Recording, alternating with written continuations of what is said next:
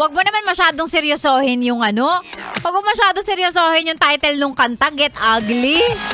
Ikaw naman. Kanta lang yon. Wag nating isa muka at lalong wag isa ugali. Yan tayo eh. Yung ugly, wag na, sa ibang bagay lang yon.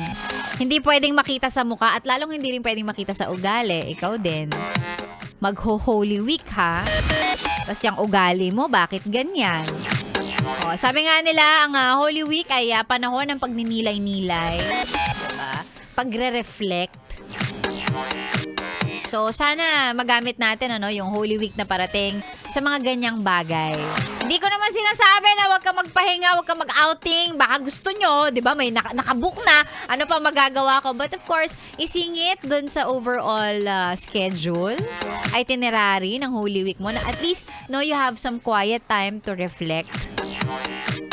Diyan kasi diyan nagsisimula yun. Diyan mo ma-realize, diyan mo ma-discover kung, alam mo yun, ano ka as a person. Wow! May ba ganun? Importante yan. And yung reflection naman, hindi lang naman yan pagdating sa religion. It's also ikaw as a person, kung mabuti ka bang tao. Ba't sinasabi ko sa'yo, naggigera na yung mga, yung mga bansa sa paligid natin. Kung hindi ka pa magbabago, saan tayo pare-pareho magkikita? Dun sa dagat-dagatang apoy, gusto mo ba yun? Siyempre hindi. But I mean, kidding aside, baka may magseryoso na naman sa mga sinasabi ko, DJ ako, nagjo-joke lang tayo dito. But ang akin lang naman, it's important na mag-reflect din. Diyan kasi magsa-start yung pagbabago mo as a person for you to be a better version of yourself. Diba? Reflect mo.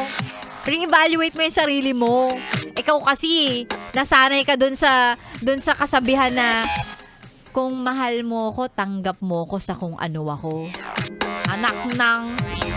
Mahal ka, tatanggapin ka naman, pero dapat meron ding effort to be a better person. Diba? Yun na nga lang yung makukuha namin kapalit sa pagtanggap namin sa kung sino ka. So, maging mabuti ka naman. Diba? Ganun.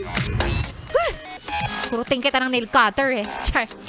Ay nako, lalaya si Sexy Megan. Maraming salamat sa pagsama sa akin ngayong araw na ito Sa mga nagtatanong, may sweldo na ba? Wala pa. Ito naman, masyado ka-excited. Baka next week pa, baka Tuesday pa ang sweldo, no? Tuesday pa ang sweldo nating mga aliping sa gigilid. Kasi 25 pa lang ngayon at ang katapusan ay next week pa, Tuesday. Next week pa tayo magkakapera. Konting gapang pa, mga alipin ng salapi, pero wag kayong mag-alala. 1 week pa nga daw. Diba? 1 week pa talaga. Konting gapang na lang mga alipin ng salapi. At least alam niyo hindi kayo nag-iisa. Pare-pareho tayo ng experience. Kami rin dito. Kami rin.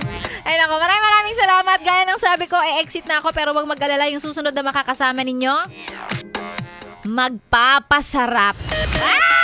Magpapayami ng inyong tanghalian kahit po wala kayong ulam, kanin na lang po. At yung kanin nyo kahit bahaw yan, pwede. Susunod na po si Maria Morena, kasama nyo ngayon tanghali hanggang mamayang 3:00. Dito lang sa stasyong masarap pakinggan. Mapa anong oras man yan. This is 101.1 Yes FM. Solid! Bye everybody! Happy lunchtime! Gutom na ako. Bye!